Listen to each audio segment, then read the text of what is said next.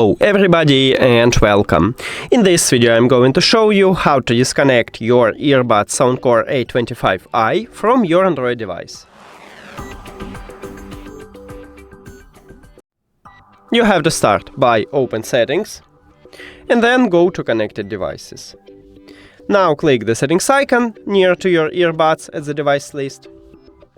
And right here at the right side we have a button disconnect. But before I tap on it, I will tell you the difference between disconnect and unpair. When you click disconnect, it stops Bluetooth connection with your earbuds, but it leaves the device at the device list. And unpair just totally remove your device from your phone. Now let's tap on it, and as you can see right here we stop Bluetooth connection, but we do not remove it from the phone. And that's it. Thank you for watching this video. If you found it helpful, please consider subscribing to the channel and leave the like on the video. See you later!